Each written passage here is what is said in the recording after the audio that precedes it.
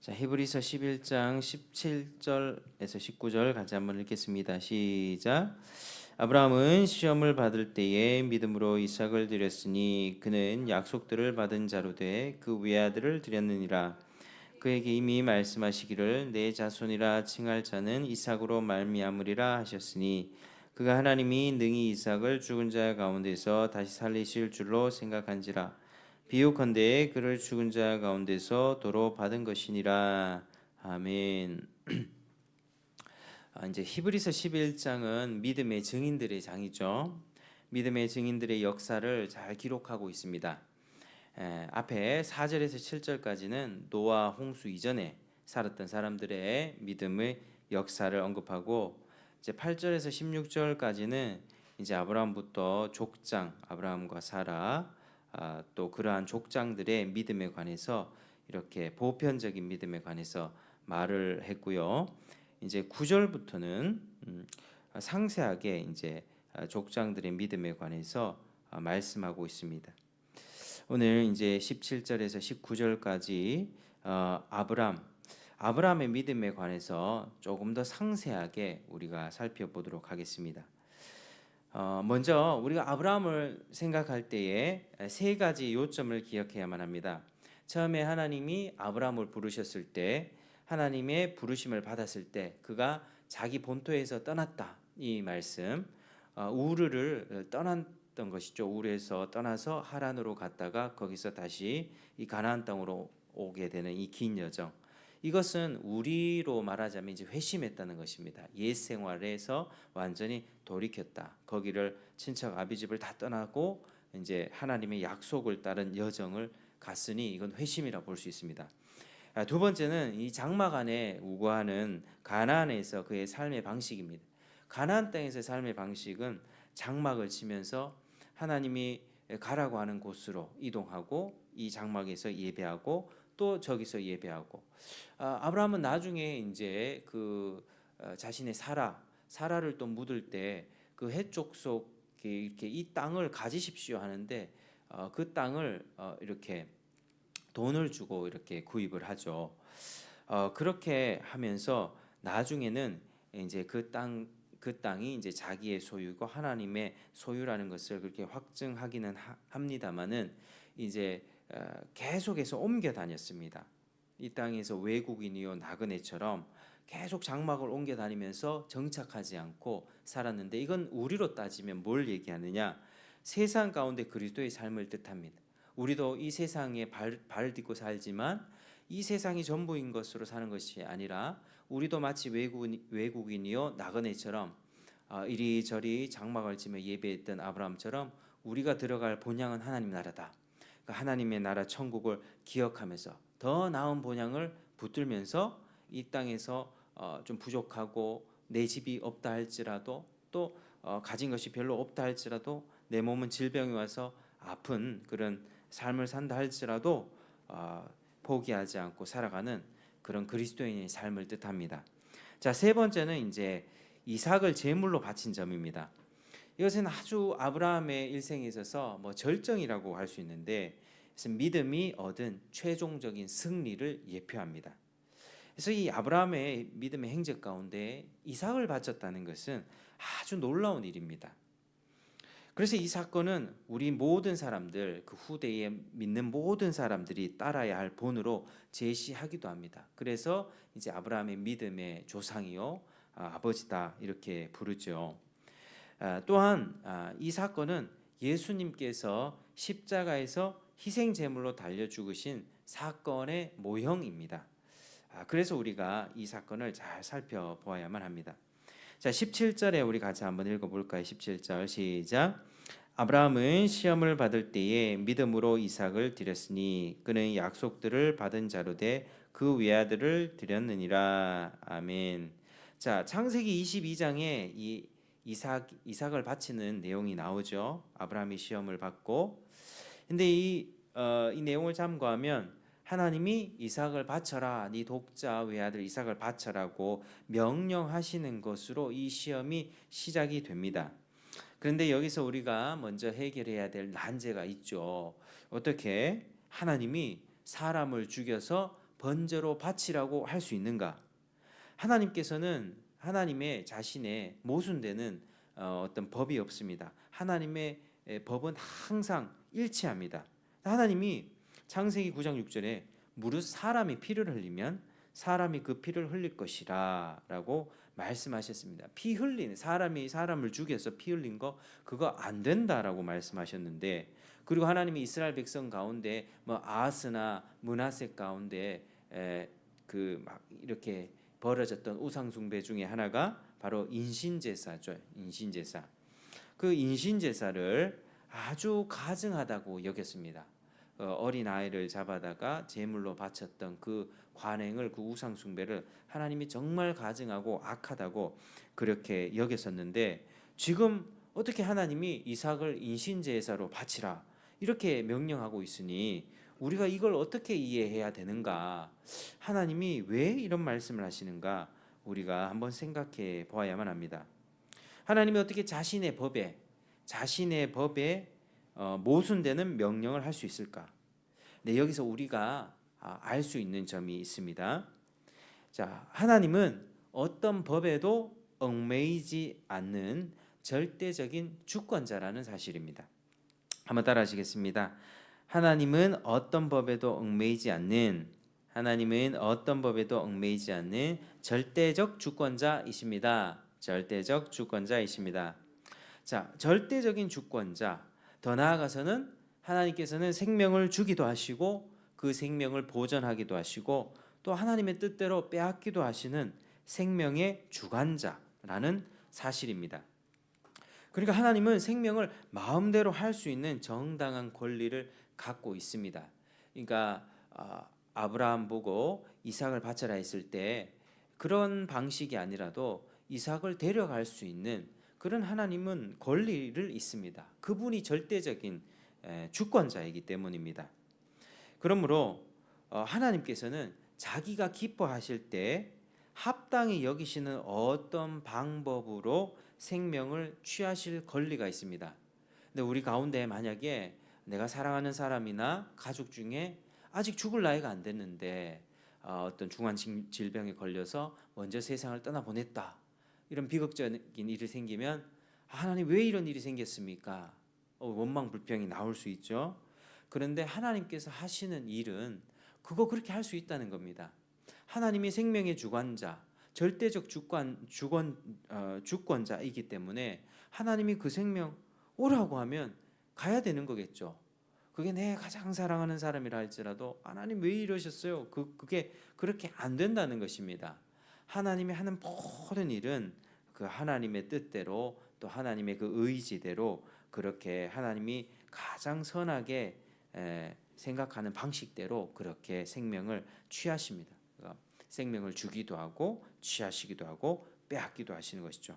그래서 하나님은 최상의 권위자입니다. 이건 늘 항상 기억해야만 합니다.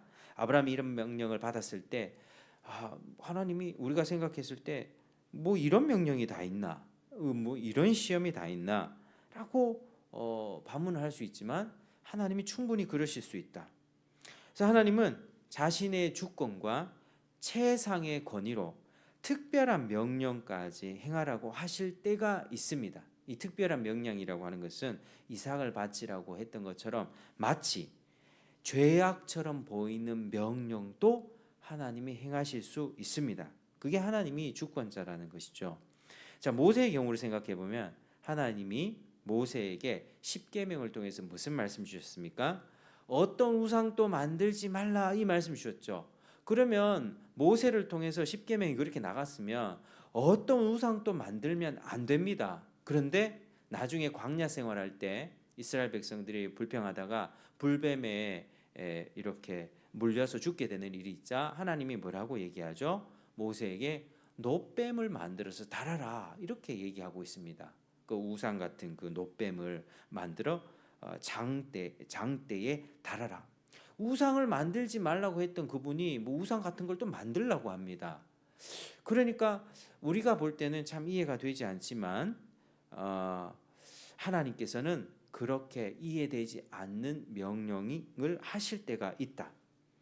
그러니 하나님은 어떤 법에도 얽매이는 법이 없습니다. 자신이 이런 말, 우리가 봤을 때는 모순돼 보이는 그런 장면이라 할지라도 하나님의 그런 권위로, 하나님의 절대적인 주권으로 그렇게 할 수 있습니다. 그 법을 초월하신 분임을 우리가 항상 명심해야 합니다. 우리가 예수를 믿는다고 할 때 예수를 믿고 구원자로만 믿을 뿐만 아니라 한 단계 나아가서 그분을 내 삶의 주권자, 주님으로 섬기죠.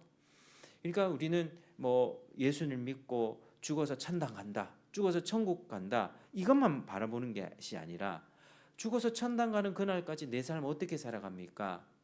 내 삶의 주도권을 주님 앞에 드리면서 주님이 이끄시는 대로 내가 한 발자국씩 내 옛 자아를 십자가에 이렇게 계속해서 버려가면서 회개하면서 주도권을 주님 앞에 드리는 방식으로 성화가 이루어지는 것이죠. 그러니까 하나님의 하나님 되심을 우리가 진짜 고백한다면 하나님이 행하시는 모든 일은 선하십니다. 하나님이 행하시는 모든 일은 의롭습니다라는 그런 진실된 고백이 있어야만 합니다. 그게 내가 생각했을 때는 아주 불합리하고 지금 이래서는 안 될 것 같고 하나님 부당한 것 같은 생각이 드는 순간이 온다 할지라도 우리는 그 고백을 할 수 있어야만 합니다. 그게 우리가 믿는 하나님의 절대적인 주권 때문이죠. 그런데 그분이 왜 그렇게 명령하는지, 그분의 말씀과 행동이 이해되지 않을 때에도 우리는 그분의 인격 안에 있는 선하심과 인자심과 자비로움과 사랑을 잊지 말아야만 합니다. 모세에게 우상 만들지 말라고 했지만 그 순간 놋뱀을 만들어라. 모세가 자기 생각으로, 하나님 우상 형상 만들지 말라고 했잖아요. 왜 뱀의 모양 만들려고 했습니까? 이렇게 따졌으면 모세도 징계를 받았겠죠. 그러나 모세가 이해되지 않는 듯한 상황에도 우상 같은 그 놋뱀을 만들어서 달았을 때 하나님의 계획은 뭐였습니까? 그 놋뱀을 쳐다보는 사람들로 하여금 믿음으로 구원받게 하려고 그들을 심판하시는 순간에도 자비를 베풀어 주기 위해서 그런 거를 하나님께서는 요구하셨습니다. 그러니까 우리 눈에는 이해가 되지 않고 내 생각이 이해되지 않는다고 하나님 이거 절대 안 됩니다라고 고집 피우면 그거는 이제 그 자신에게만 고통이 오게 되는 것입니다. 이해되지 않는 순간에 순종하는 것, 그게 정말로 더 큰 믿음입니다. 사람은 어떻습니까? 거짓됩니다. 불완전하면서 모순된 말을 합니다. 내가 어떤 말을 하고 잊어버립니다. 우리 아이들 같은 경우에도 내가 이거 뭐 해줄게 해놓고 잊어버리면 아이들은 기억하고 있죠. 아빠 그거 왜 안 해줬어요 하면 이거 거짓말쟁이가 되는 겁니다. 그 깜빡했네, 내가 깜빡했네, 미안하다 사과하기도 하고. 우리 사람은 그렇습니다. 내가 거짓말 하고 싶어서 그런 게 아니라 말을 해놓고 그거를 신실하게 지키지 않으니 나의 불완전함 때문에 거짓말쟁이가 되기도 하고, 또 때로는 우리가 남을 믿는 사람은요 의도적으로 남에게 피해 주기 위해서 거짓말할 수 없습니다. 그런 거짓말은 사탄이 하는 것입니다. 사탄에 속한 자들이 사기치고 남한테 피해 주기 위해서 교묘하게 거짓말을 하고 둘러대는 것이죠. 그런데 이제 이 신자들 속에서 이렇게 거짓말 할 수 있는 그런 때가 있는데, 그때는 어떤 때냐면 자기의 상처가 훅 찔릴 때, 자기 아픔이나 뭔가 나의 쓴뿌리가 올라가게 하는 뭔가 탁 찔렸을 때 자기 보호 반응으로서 나 자신을 보호하기 위해서 핑계를 댄다든가 아니면 변명을 한다든가 아니면 회피를 한다든지 아니면 그때 순간적으로 거짓말을 하게 된다든지 그런 경우는 있을 수 있습니다. 그러니까 사람이 불완전하기 때문이죠. 우리는 구원받아서 하나님의 자녀가 되었지만 여전히 부족합니다. 죄성이 남아 있습니다.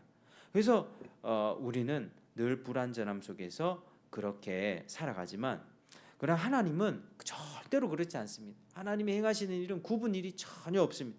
이상한 명령을 하는 것 같고 이상한 행동을 하는 것 같을 때에도 그분이 정말 그 마음이 하나님이 이상하거나 뭔가 하나님 마음이 변질되거나 불완전해서 죄가 있어서가 아니라 사람을 괴롭히고 신자를 괴롭히려고 해서가 아니라 그분의 선하신 동기에서 나오는 것입니다. 그래서 우리는 하나님을 생각할 때 하나님의 절대 주권, 하나님의 절대 권위, 하나님의 절대 선하심을 믿어야만 합니다. 하나님의 절대적인 주권을 믿으시는 저와 여러분 되길 축복합니다. 이 믿음이 있어야만 합니다. 구원받고 구원받은 자로서 살아가는 모습이 어디서 드러날까요? 그분의 주되심을 인정하는 것입니다. 어떤 목사님의 그 외국 목사님이 이제 설교를 통해서 이제 예화가 나온 것인데요. 어떤 젊은 여인이 아주 성범죄에 빠져서 그런 가증한 죄악을 저질렀습니다. 그런데 이 젊은 여인이 하나님 앞에 회개하기를, 하나님, 내가 이로 말할 수 없는 성범죄를 저질렀습니다라고 이렇게 자신의 행동을 두고 그렇게 기도를 했는데, 그런데 이 목사님이 여러 가지 상담을 하면서 그러한 가증한 행동, 그런 악한 성범죄, 그걸 회개하는 건 맞지만 그보다 더 근본적인 회개가 필요하다. 그게 뭐냐면, 그게 바로 자신의 몸을 자신의 것이라 생각하고 마음대로 사용했던 주님의 주되심을 인정하지 않았던 그 근본적인 죄를 회개해야 된다, 이렇게 말했습니다. 그러니까 우리도 회개를 할 때 행동을 돌아보죠. 하루를 돌아보면서 내가 이런 행동했네, 악한 행동했네. 근데 행동에 대한 죄를 회개합니다만, 그럼 우리는 내면을 자꾸 살펴보아야만 합니다. 그렇게 악한 행동을 하는 이면에는 뭐가 있는가? 이거 내 거야. 이거 내 거야. 이 시간 내 거고, 이 돈 내 거고, 이 몸 내 거라는 그런 의식이 가득 차 있습니다. 그러니까 우리는 근본적으로 무언가 죄를 저질러서 하나님 앞에 회개하며 나갈 때 하나님의 주 되심을 거스른, 내가 내 삶의 주인으로 생각하며 내가 내 삶을 이끌어갔던 그러한 악을 하나님 앞에 회개할 때, 그게 더 근본적인 회개라고 하는 것입니다. 그래서 우리는 하나님의 절대 주권을 인정하고 그분의 절대 선하심을 믿는 가운데 나 자신을 돌아보며 그분께 주되심을 이제 인정하며 그렇게 살아가야 되는 것이죠. 자, 우리가 이제 이 난제, 왜 이런 명령을 내렸는가 하는 난제는 이 정도로 우리가 정리하면 될 것 같고요. 자, 한 구절씩 살펴보겠습니다. 자, 아브라함은 시험 받을 때에 믿음으로 이삭을 드렸다, 이렇게 말씀하고 있습니다.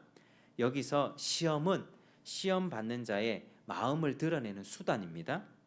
특별히 그 시험은 아브라함의 믿음이 어떠한지 잘 드러냈습니다.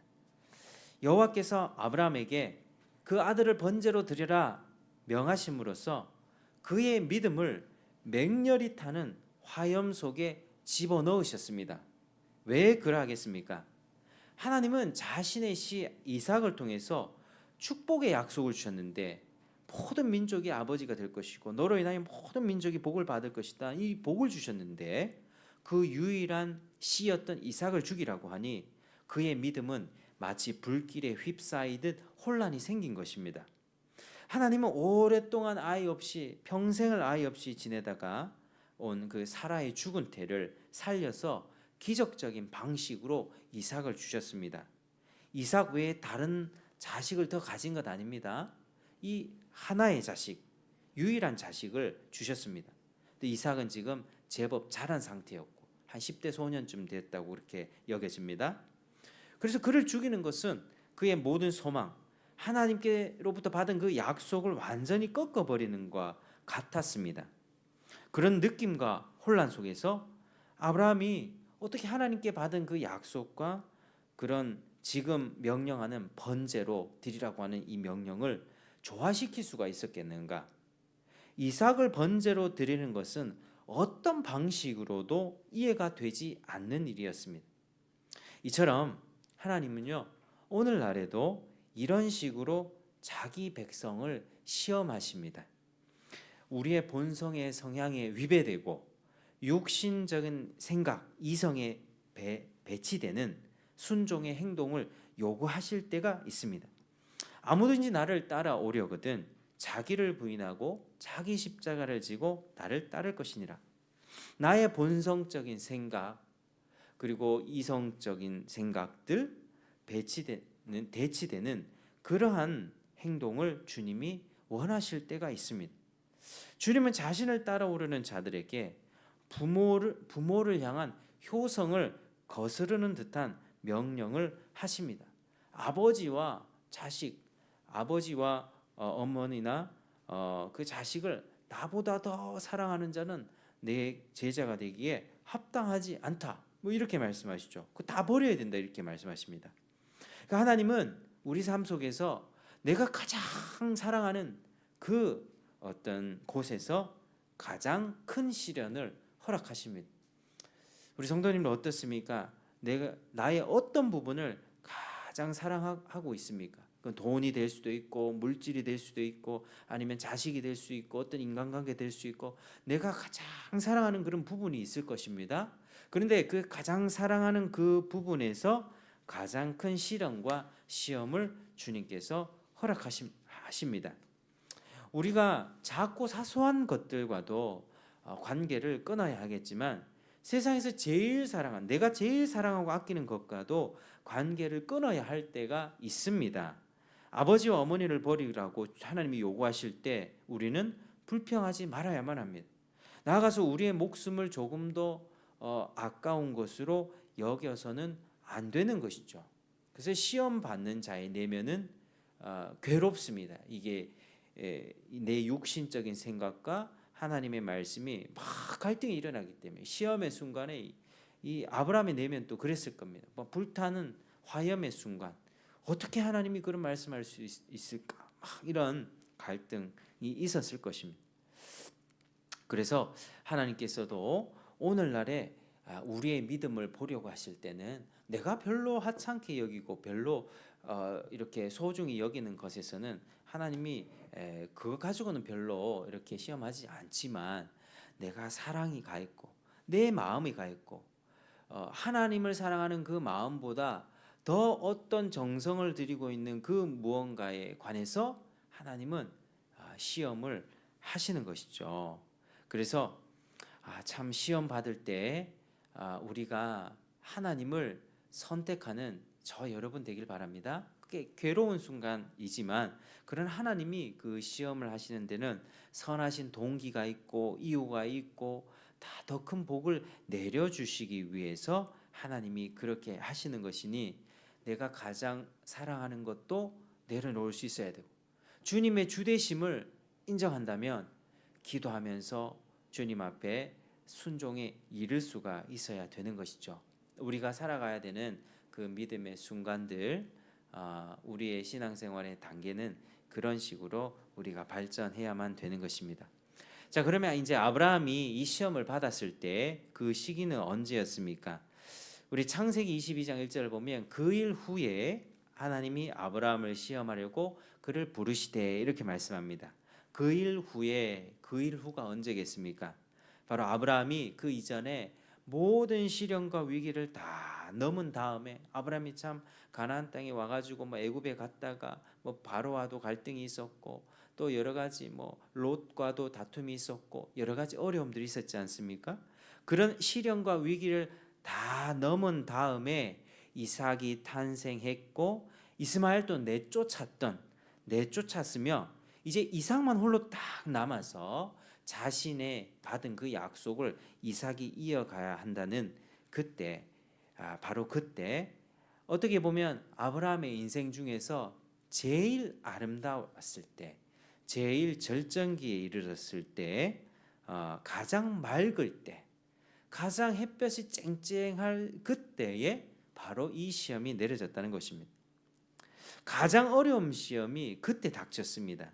그러니까 하나님은 모든 시련과 고난의 과정을 거친 다음에 은혜가 막 무르익는 거예요. 막 은혜가 무르익어서 정말 모든 것이 평온해지는 듯한 바로 그 시기에 더 큰 시험을 주십니다. 자, 사랑하는 여러분, 우리가 신앙생활 할 때에 믿음이 자랄수록 더 큰 시험이 온다는 사실을 잊지 마십시오. 이거 반드시 기억하시면 됩니다. 욥이 언제 시험에 넘겨졌습니까? 하나님이 욥을 인정하고 동방에서 가장 의로운 사람이다. 이렇게 사탄한테 자랑하지 않습니까? 이렇게 온전하고 정직하고 하나님을 경외하고 악에서 떠난 사람을 네가 보았느냐? 하나님은 욥을 보면서 너무 자랑스러웠던 거예요. 물론 모든 것이 하나님의 은혜이고 하나님이 욥에게 베풀어 주신 그 은혜, 모든 전적인 하나님의 은혜가 작용해서 욥이 된 것도 하나님의 은혜였겠지만 하나님은 그런 욥을 보면서 너무 흐뭇한 거예요. 너무 흐뭇하고 욥의 신앙은 그 동방에 있는 모든 사람들 중에 가장 위대한 믿음을 가졌을 그때에 바로 하나님은 시험에 넘기셨습니다.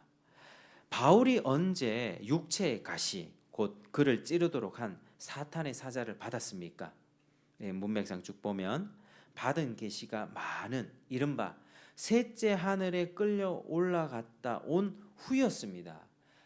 아주 큰 은혜를 받고 뭐 바울이 어떤 걸 봤는지 모르겠지만 아주 뭐 천상의 뭐 환상을 본 것인지 아주 그런 깊은 임재 가운데 하늘의 천상의 것들을 누리며 보고 정말 하늘을 날 듯한 그러한 때에 사탄의 사자를 그 육체에 찌르는 가시를 받았던 것이죠.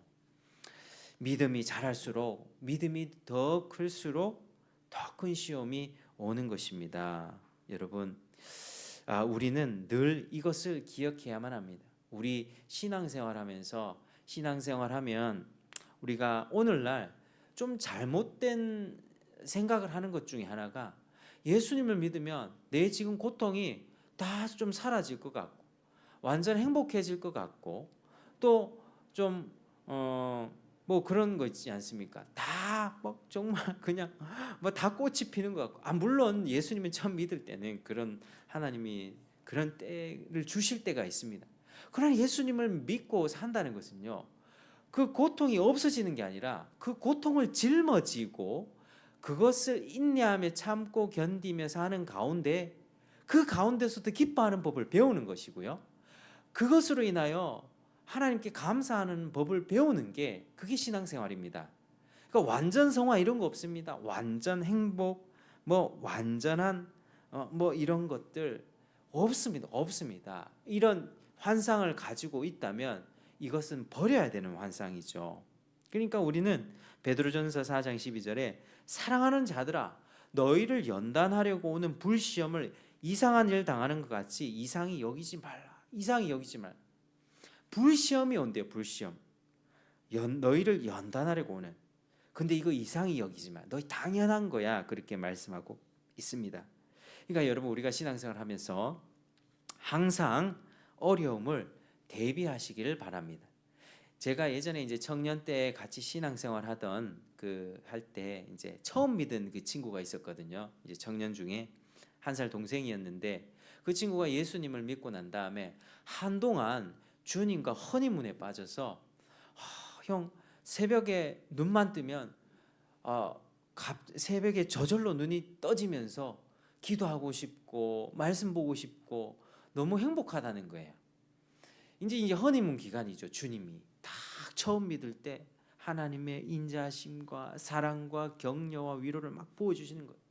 근데 이제 그 허니문 기간이 지나면 이제 일상으로 돌아오게 되는 것입니다. 내가 감당해야 될 부분들이 보이기 시작하고요. 그때는 하늘로 붕 떠서 사는 것 같지만 이제는 현실을 직시하며 내가 감당해야 될 책임이 있고 의무가 있고 짊어져야 될 짐이 있는데 이걸 어떻게 주님께 맡기며 살아가는가, 그걸 잘 배워야 되는 것이죠.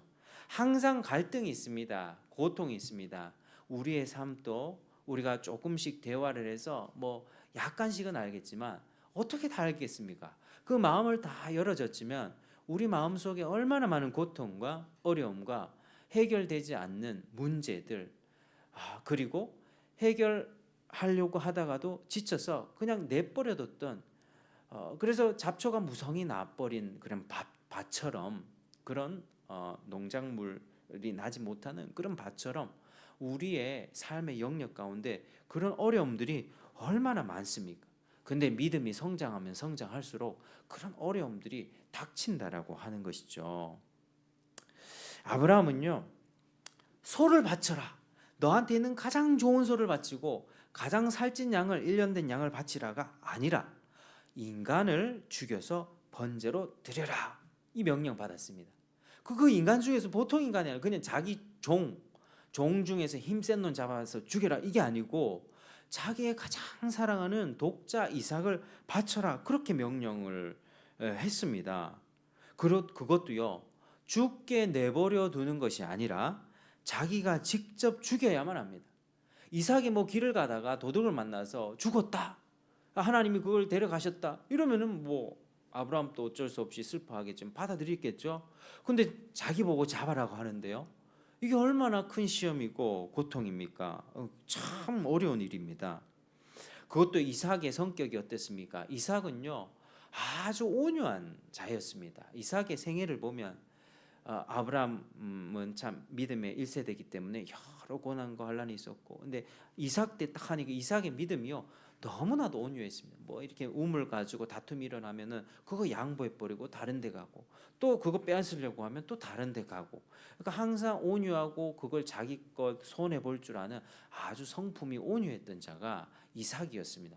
그 사랑하는 그 이삭, 눈에 넣어도 아프지 않을 그 이삭을 바치라고 하니, 자기 보고 직접 죽이라고 하니 이보다 더 큰 고통과 난관이 어디 있겠습니까? 그러나 아브라함은 자신의 시를 통해서 천하 만민이 복을 받을 것이라는 계시를 받았고, 그 계시의 성취를 이삭이 이어갈 것이라는 사실도 알았습니다. 그러니 아브라함은 자기에게 복을 약속하신 하나님의 말씀과 이 반대되는 명령을 받았으니 이 시험이 더욱 혹독하게 느껴졌던 것입니다. 자, 이제 말씀을 이제 좀 맺겠습니다. 자, 결론적으로 우리는 이 아브라함의 생애를 볼 때 이 시험에 통과했음을 우리가 너무나도 잘 알고 있습니다. 더욱이 아브라함은 이 사라와 상의하지도 않았습니다. 오늘 우리가 부부 관계의 중요한 일은 부부간에 서로 상의하고 그리고 가장이 결정하는 대로 하는 것이 성경적이죠. 참 놀라운 일입니다. 아내와 상의하지도 않다니. 만약에 사라가 눈치챘다면, 이삭을 잡으러 가는 그 길, 그 계획을 알았다면 사라가 어땠을까요? 사라의 기분도 한번 생각해 보아야만 합니다. 참 화가 났을지도 모르겠습니다. 하나님을 향해서 어떻게 이 자식을 바치라고 할 수 있냐? 아브라함의 길을 막았을 수도 있고요. 아니면 믿음이 더 좋아서 그걸 허락했을까요? 이거는 이제 우리들이 그렇게 한번 상상해 보는 것인데, 아마도 아브라함은 아내에게 말하지 않는 것이 더 낫다고 생각했을지도 모르겠습니다. 참 놀라운 것입니다. 어떻게 이런 행동을 할 수 있었을까? 오늘 본문에서는 그게 바로 믿음이다라고 하는 사실입니다. 살아있고 신령하고 승리하는 믿음으로부터 그런 순종의 행동이 나왔습니다. 아브라함은 하나님의 약속을 이루실 하나님의 순결성과 신실성을 믿었습니다. 그는 혹여나 이삭이 죽는다 할지라도 하나님은 이삭을 다시 살려서 약속을 이어가게 하실 것이라 믿었습니다. 이게 바로 참된 믿음의 본질이며 특성입니다. 이런 영적인 믿음은 하나님의 절대적인 탁월성과 실수할 수 없는 그런 지혜, 하나님의 불변하신 의, 무한한 하나님의 사랑, 전능하신 능력을 확신하게 합니다. 다른 말로는 그런 믿음은 모든 장애물 앞에서도 하나님을 신뢰하게끔 합니다. 주의 인자하심이 생명보다 나음으로 내 입술이 주를 찬양할 것이라. 시편 63편 3절. 그리하여서 아브라함의 그 믿음은 하나님으로부터 인정받았고 결국 그는 열국의 아비가 되었습니다. 오고 오는 모든 세대의 신자들이 따라야 할 삶의 본보기가 되었습니다. 아브라함은 얼마나 훌륭한 아버지이며 본보기였습니까? 오늘날에도 하나님은 이런 방식으로 신자들의 마음을 보기를 원하십니다. 그 마음 안에 은혜를 보기를 원하십니다. 그것은 하나님 자신의 영광과 하나님의 백성을 위로하기 위한 하나님의 선하신 계획입니다.